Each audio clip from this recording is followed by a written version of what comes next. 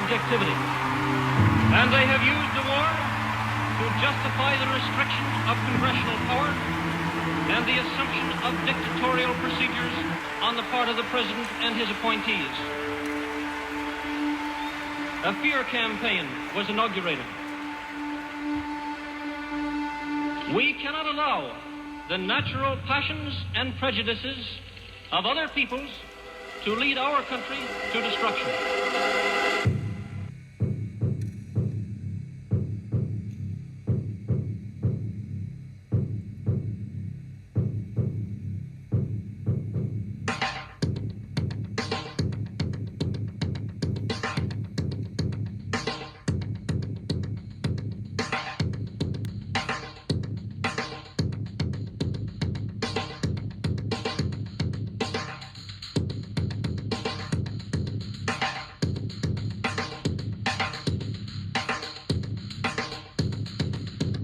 (1775). The American Revolutionary War began as the American colonies sought to detach from England and its oppressive monarchy. Though many reasons are cited for the revolution, one in particular sticks out as a prime cause: that King George III of England outlawed the interest-free, independent currency the colonies were producing themselves, in turn forcing them to borrow money from the Central Bank of England, immediately creating economic hardship and despair. In the words of Peter Cooper, former vice president of the New York Board of Currency, after Franklin had explained to the British government as the real cause of prosperity, they immediately passed laws forbidding the payment of taxes in that money. This produced such great inconvenience and misery to the people that it was the principal cause of the Revolution. In 1783, America won its independence from England. However, its battle against the central bank concept and the corrupt, power-hungry mentality associated with it had just begun. So what is a central bank? A central bank is an institution that issues and regulates the currency of an entire nation. Based on historical precedent, the typical powers inherent in central banking practice include the control of interest rates and the expansion and contraction of the money supply itself. Now, the central bank does not simply issue money to the government, it loans it to them with interest. Then, through the mechanisms of increasing and decreasing the supply of money, the central bank essentially regulates the value of the currency issued. It is critical to understand that the entire structure of this system could only produce one thing in the long run: debt. It doesn't take a lot of ingenuity to figure this scam out. For every single dollar produced by both the central bank and its regulated commercial banks is loaned at interest. That means every dollar produced is actually the dollar plus a certain percentage of debt based on that dollar. And since the banking system has the monopoly of the production of the currency, and they loan each dollar out with an immediate debt attached to it, where does the money to pay for the debt come from? It can only come from the banks again, which means the banking system has to perpetually increase its money supply to temporarily cover the outstanding debt created, which, in turn, since that new money is loaned out at interest as well, creates even more debt. The end result of this system is essentially slavery, for it is technically impossible for the government and thus the public to ever come out of the self-generating debt.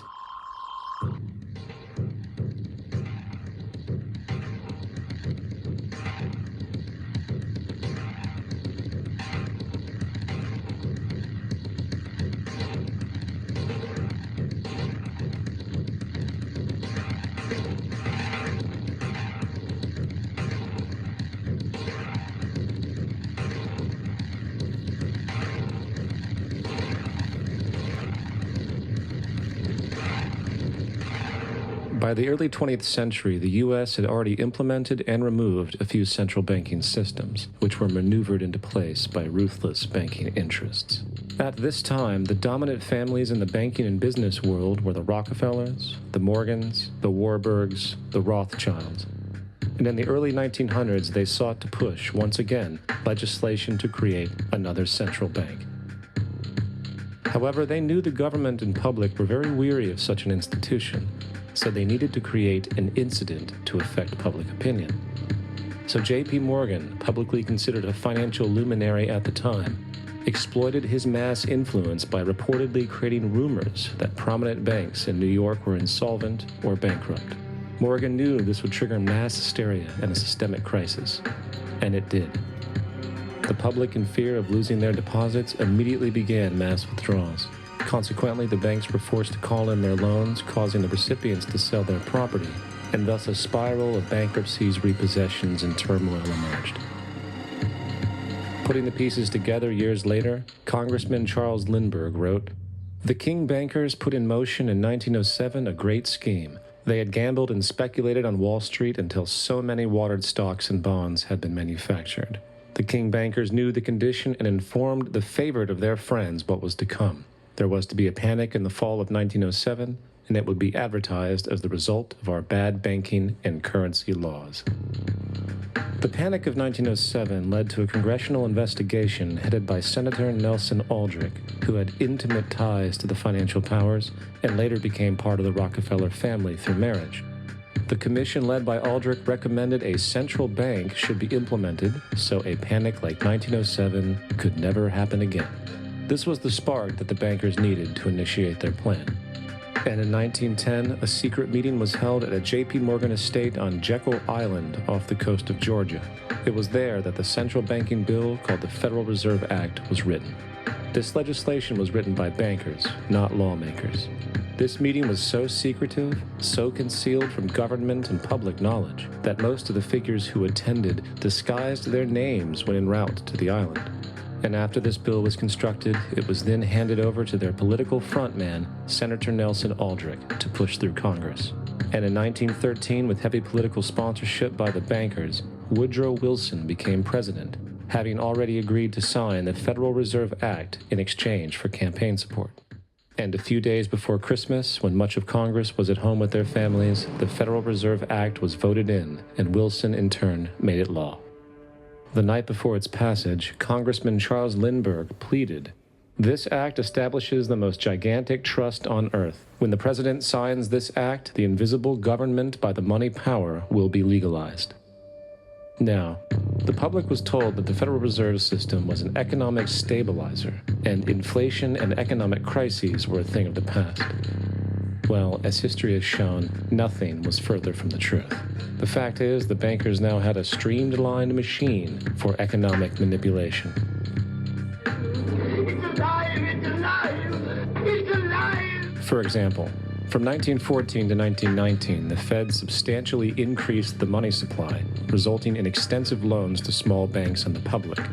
Then, in 1920, the Fed deliberately contracted credit in an extreme way, thus resulting in banks having to call in large numbers of loans, and, just like 1907, bank runs, bankruptcy, and systemic collapse occurred.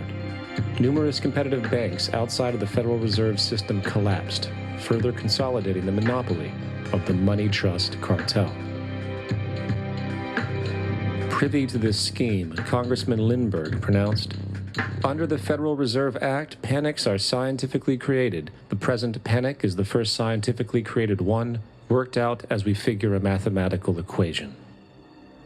However, the Panic of 1920 was just a warm-up. From 1921 to 1929, the Fed again increased the money supply, resulting once again in extensive loans to the public and banks. There was also a fairly new type of loan in the stock market, the broker call loan.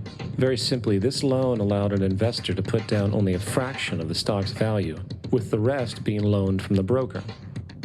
This method was very popular in the roaring 1920s, as everyone seemed to be making money in the market. However, there was a catch to this loan.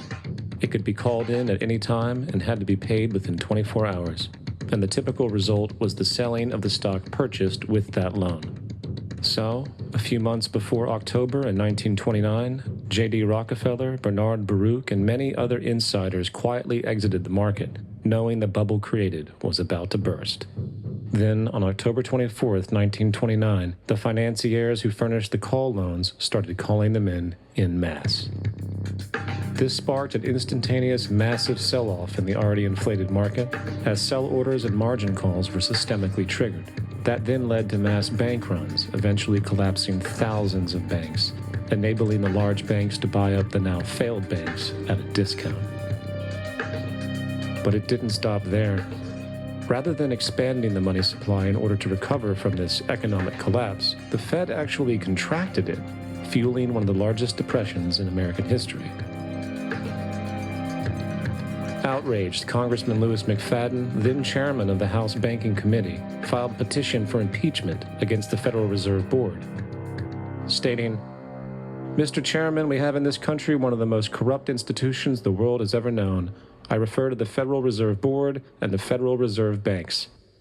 This evil institution has impoverished and ruined the people of the United States and has practically bankrupted our government. It has done this through the defects of the law under which it operates, through the maladministration of that law by the Federal Reserve Board, and through the corrupt practices of the moneyed vultures who control it." Now, having reduced the society to squalor, it was then decided that the gold standard should be removed. In order to do this, they needed to acquire the remaining gold in the system. So, under the pretense of helping to end the Depression, came the 1933 gold seizure. Under the threat of imprisonment for 10 years, everyone in America was required to turn in all gold bullion to the Treasury, essentially robbing the public of what little wealth they had left. And at the end of 1933, the gold standard was abolished. If you look at a dollar bill before 1933, it says it is redeemable in gold. If you look at the dollar bill today, it says it is legal tender, which means it is backed by absolutely nothing. The only thing that gives our money value is the public faith and how much of it is in circulation. Therefore, the power to regulate the money supply is also the power to regulate its value, which is also the power to manipulate and control entire economies.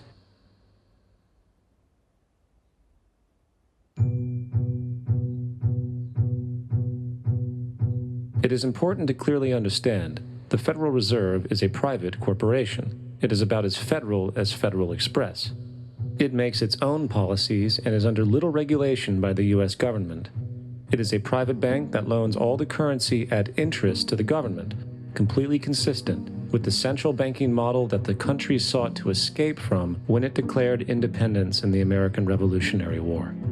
Now, going back to 1913, the Federal Reserve Act was not the only bill pushed through Congress for the vested financial interests. They also pushed its partner, the federal income tax.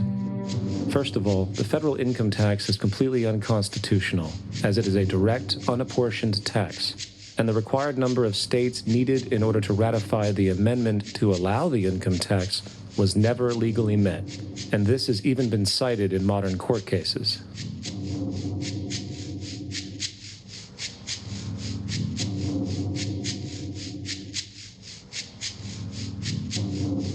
Second, at the present day, roughly 25% of the average worker's income is taken from them via this tax. That means you work 3 months out of the year to fulfill this tax obligation. And where does that money go? According to the Grace Commission report of the 1980s, 100% of what is collected is absorbed solely by interest on the federal debt and by federal government contributions to transfer payments. In other words, all individual income tax revenues are gone before 1 nickel is spent on the services which taxpayers expect from their government. Today, the money Americans make working 3 months out of the year goes almost entirely to the interest fees charged for the debt-based fiat currency. The fact is, the federal income tax exists to feed the Federal Reserve, federal government money machine, making sure the interest payments are always there. And third, even with the government claim as to the legality of the income tax, there is still evidently no statute, no law in existence that requires you to pay this tax.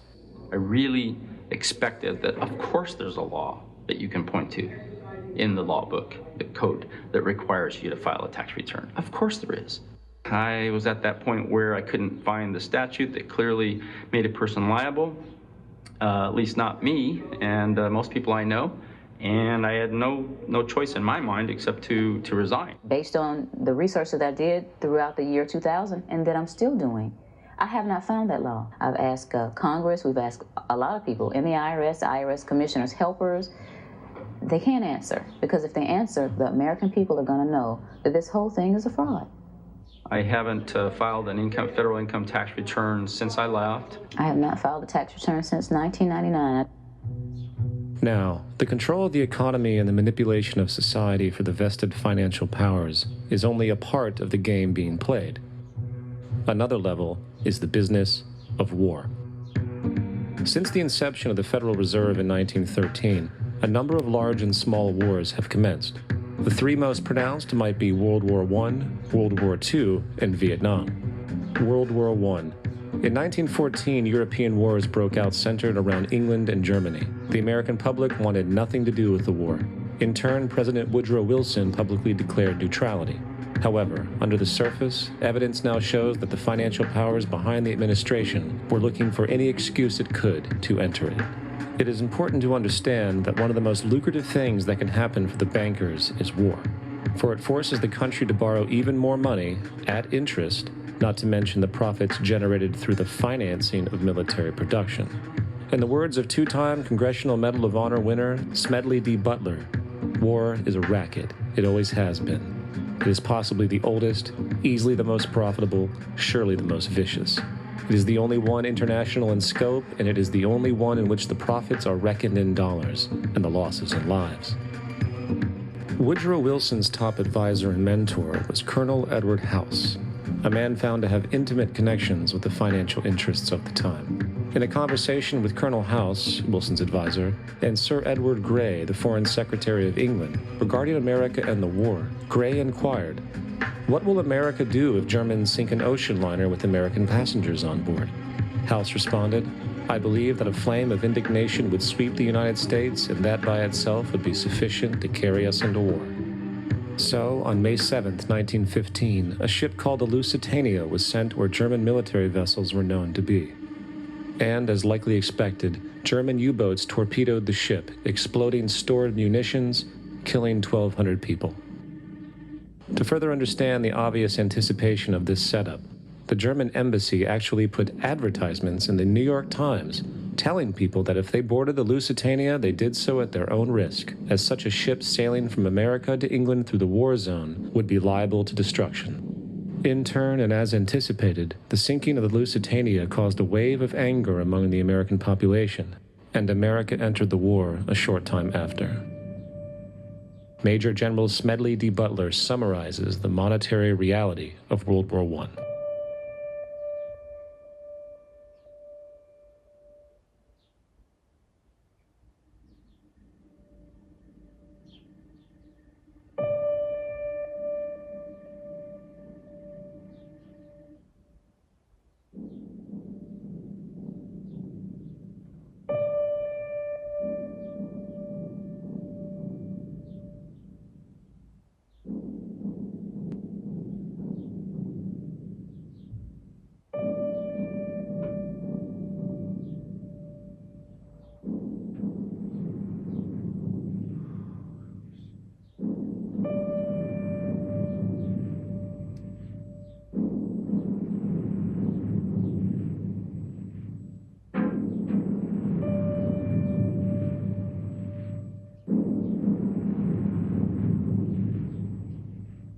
World War II.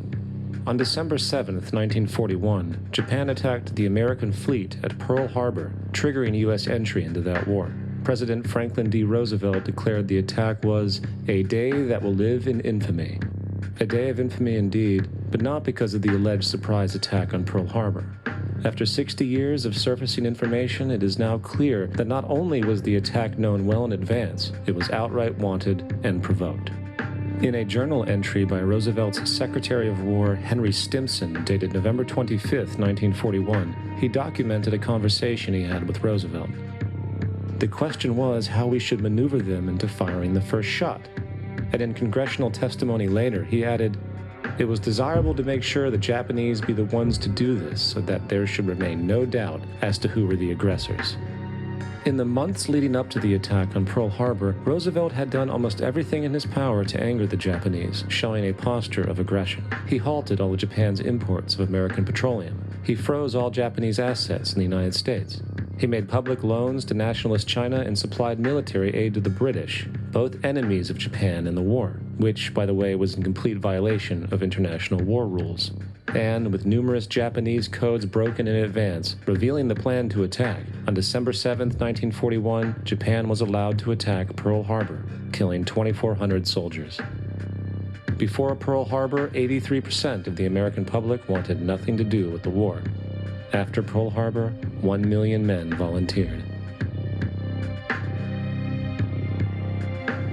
It is important to note, Nazi Germany's war effort was largely supported by two organizations, one of which was called IG Farben. IG Farben produced 84% of Germany's explosives. One of the unspoken partners of IG Farben was J.D. Rockefeller's Standard Oil Company in America.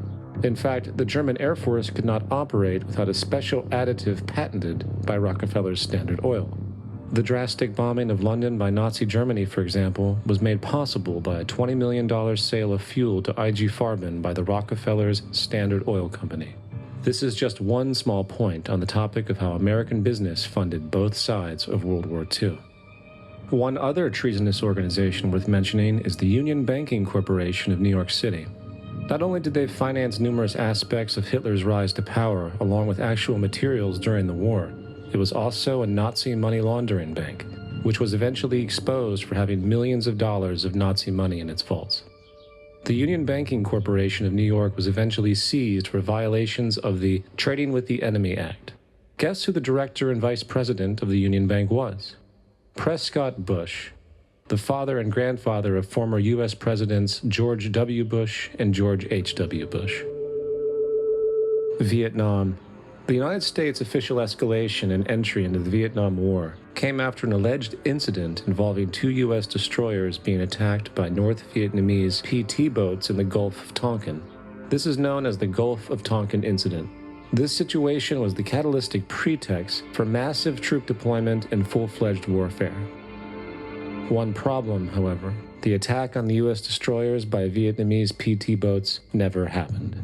Former Secretary of Defense Robert McNamara stated years later that the Gulf of Tonkin incident was a mistake, while classified documents released years later show that it was a farce, manipulated for the purposes of war. And once in the war, it was business as usual. In October 1966, President Lyndon Johnson lifted trade restrictions on the Soviet bloc, knowing full well that the Soviets were providing upwards of 80% of North Vietnam's war supplies. Consequently, the Rockefeller interests financed factories in the Soviet Union, which the Soviets used to manufacture military equipment and send to North Vietnam. However, the funding of both sides in this conflict was only one side of the coin. In 1985, Vietnam's rules of engagement were declassified. This detailed what American troops were and were not allowed to do in the war. It included such absurdities as North Vietnamese anti-aircraft missile systems could not be bombed until they were known to be operational. No enemy could be pursued once they crossed the border of Laos or Cambodia. And most revealing of all, the most critical strategic targets were not allowed to be attacked unless initiated via high military officials. Apart from these illogical limitations, North Vietnam was informed of these restrictions and therefore could base entire strategies around the limitations of the American forces. This is why the war went on for so long. And the bottom line is this: the Vietnam War was never meant to be won, just sustained. This war for profit and resources resulted in 58,000 American deaths and 3 million dead Vietnamese. So, where are we now? September 11th was the jumpstart for a hegemonic agenda, enabling the possibility of constant global warfare. It was a staged war pretext, no different than the sinking of the Lusitania, the provoking of Pearl Harbor, and the Gulf of Tonkin lie. In fact, if 9/11 wasn't a planned war pretext, it would be an exception to the rule. It has been used to launch two unprovoked illegal wars, one against Iraq and the other against Afghanistan. However, 9/11 was a pretext for another war as well. The war against you. The Patriot Act, Homeland Security, the Military Tribunals Act, and other legislations are all completely designed to destroy your civil liberties and protect those in power. Currently in the United States, unannounced to most Americans, your home can be searched without a warrant, without you being home. You can in turn be detained indefinitely with no charges revealed to you, no access to a lawyer, and legally tortured, all under the suspicion that you might be a terrorist. If you need a painted picture of what is happening, let's recognize how history repeats itself. In February 1933, Hitler staged a false flag attack, burning down his own German parliament building, the Reichstag, blaming it on communist terrorists. Within the next few weeks, he passed the Enabling Act, which completely eradicated the German Constitution, destroying people's liberties. He then led a series of preemptive wars, all justified as necessary to maintaining homeland security.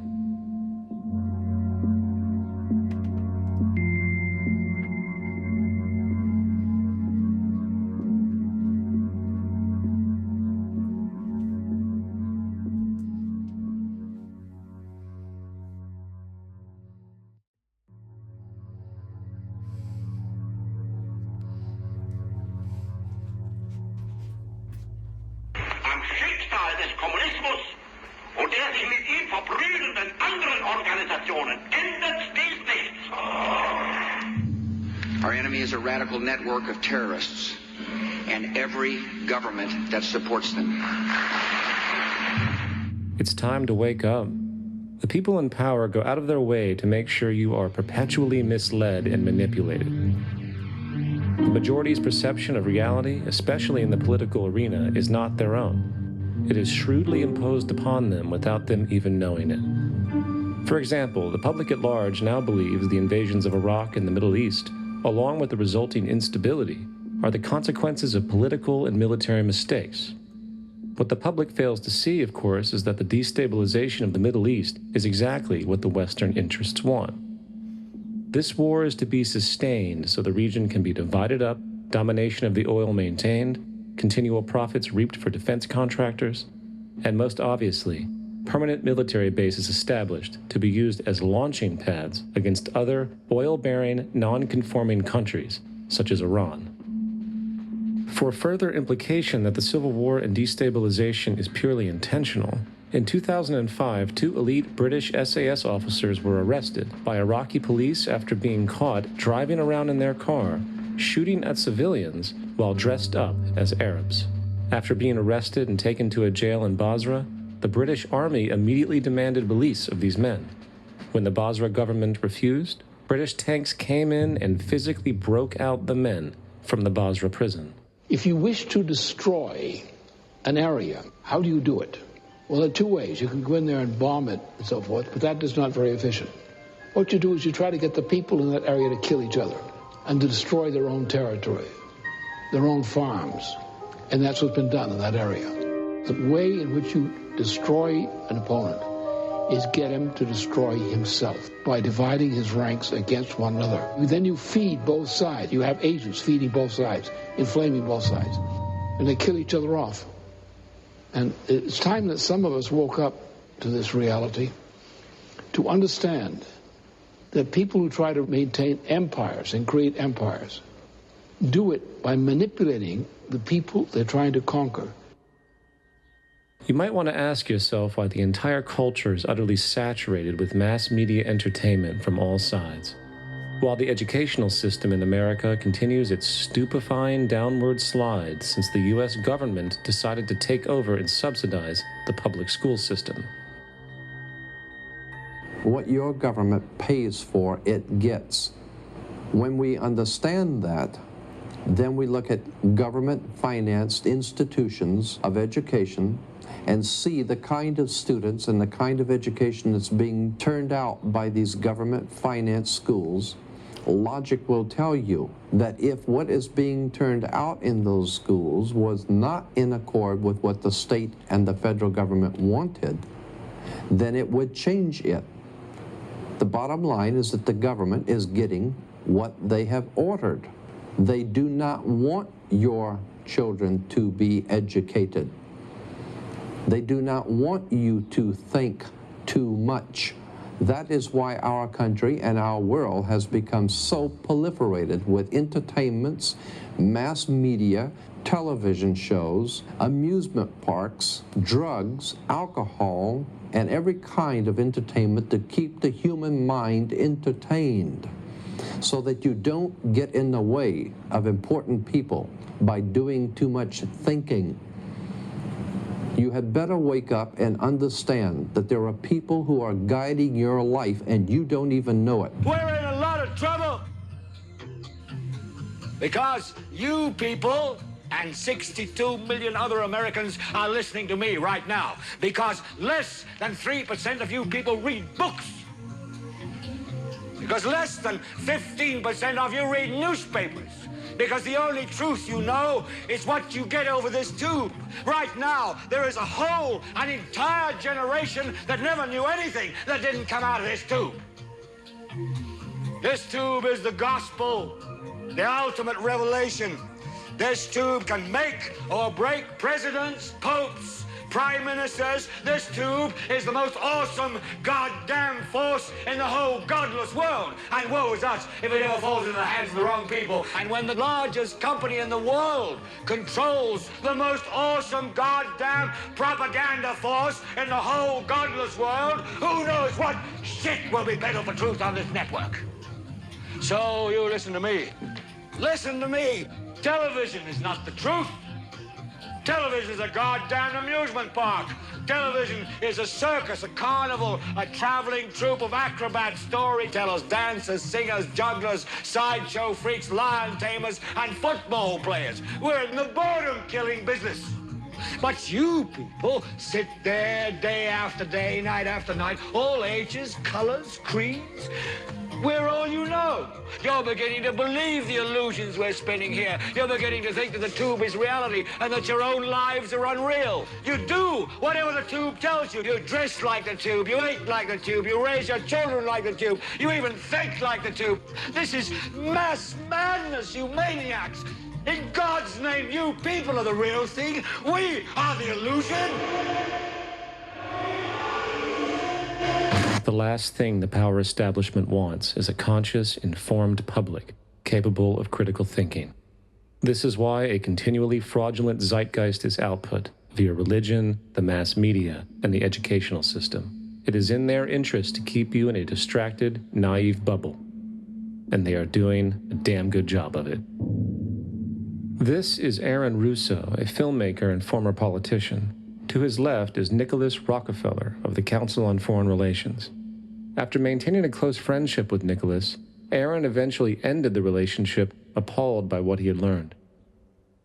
I got a call one day from an attorney woman I knew, and she said, would you like to meet one of the Rockefellers? I said, sure, I'd love to. And we became friends, and he began to divulge a lot of things to me. So he said to me one night, he said that there's going to be an event there, and out of that event, you're going to see we're going to go into Afghanistan, so we can run pipelines from the Caspian Sea. We're going to go into Iraq to take the oil and establish a base in the Middle East, and we're going to go into Venezuela and try and get rid of Chavez. And the first two they've accomplished. Chavez they didn't accomplish. And he said you're going to see guys going into caves looking for looking for people that they're never going to find.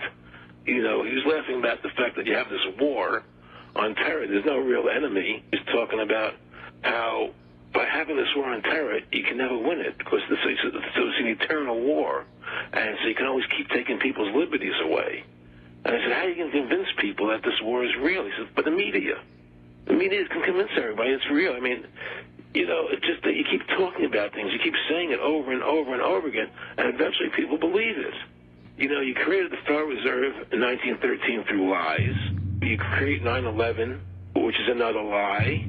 Through 9/11, you're fighting a war on terror, and now all of a sudden you go into Iraq, which was another lie, and now they're going to do Iran. You know, and it's all one thing leading to another, leading to another, leading to another. Now, I would say, what are you doing this for? What's the point of this thing? You have all the money in the world you ever want.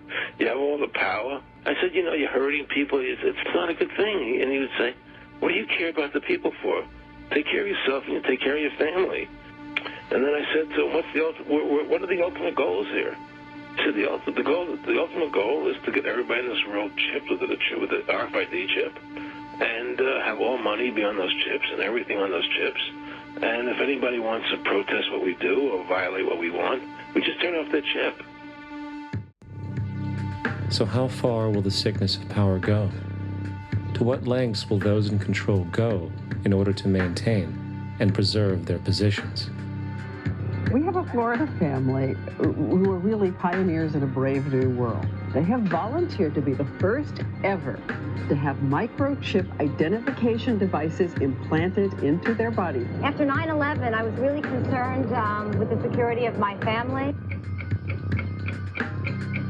I wouldn't mind having something planted permanently in my arm that would identify me. George Orwell, in his famed and possibly prophetic work 1984, stated, "Power is not a means, it is an end. The object of persecution is persecution. The object of torture is torture. The object of power is power."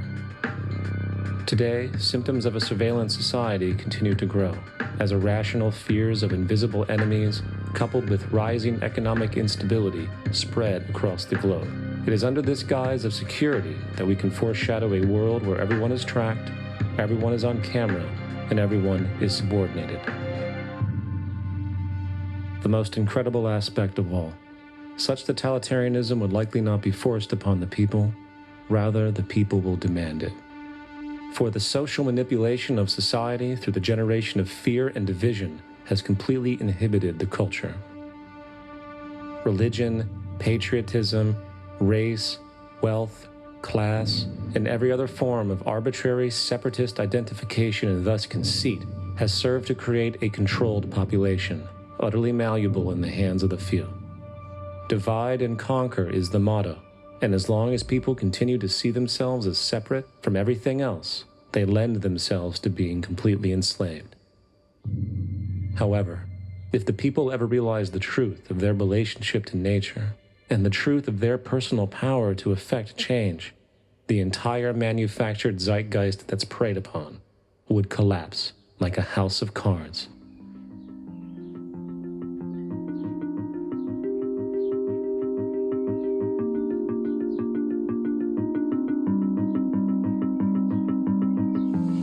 The whole system that we live in drills into us that we're powerless, that we're weak, that our society is evil, that it's crime-ridden, etc., and so forth. It's all a big, fat lie. We are powerful, beautiful, extraordinary. There is no reason why we cannot understand who we truly are, where we are going. There is no reason why the average individual cannot be fully empowered. We are incredibly powerful beings. You know, I think I spent 30 years of my life, the first 30, trying to become something. I wanted to become good at things. I wanted to become good at tennis. I wanted to become good at school and grades and everything I kind of viewed in that perspective. I'm not okay the way I am, but if I got good at things, I realized that I had the game wrong. The game was to find out what I already was. Find out what I already was.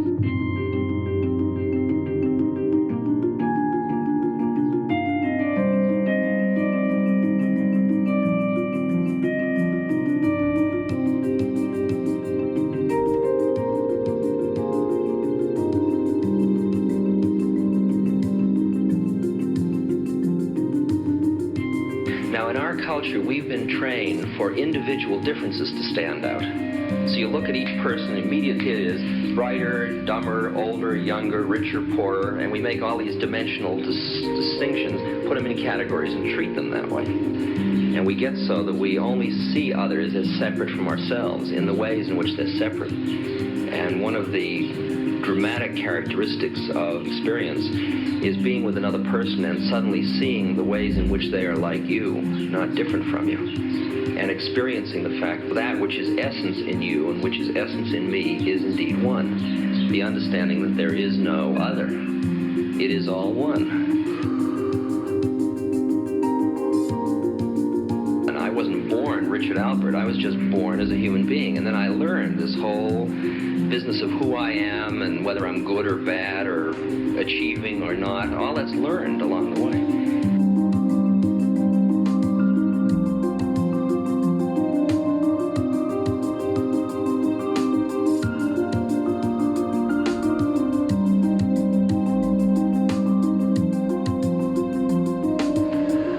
The old appeals to racial, sexual, and religious chauvinism, to rabid nationalist fervor, are beginning not to work. A new consciousness is developing which sees the earth as a single organism, recognizes that an organism at war with itself is doomed.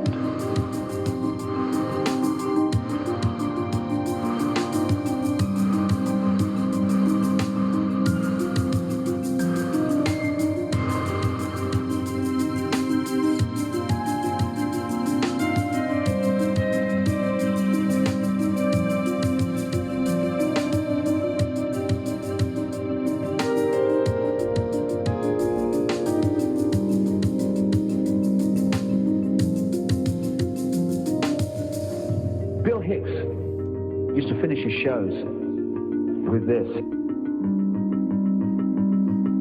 Life's like a ride in an amusement park. And when you go on it, you think it's real, Because that's how powerful our minds are. And the ride goes up and down and round and round. It has thrills and chills, and it's very brightly colored. And it's very loud, and it's fun for a while. Some have been on the ride for a long time, and they begin to question, is this real, or is this just a ride? And other people have remembered, and they come back to us and they say, hey, don't worry. Don't be afraid ever, because this is just a ride. And we kill those people. Shut him up. I've got a lot invested in this ride. Shut him up. Look at my furrows of worry. Look at my big bank account. My family, this has to be real. It's just a ride. But we'll kill those good guys who try and tell us that. You ever notice that? And let the demons run amok? But it doesn't matter, because it's just a ride, and we can change it anytime we want. It's only a choice. No effort, no work, no job, no savings of money. Just a choice right now between fear and love.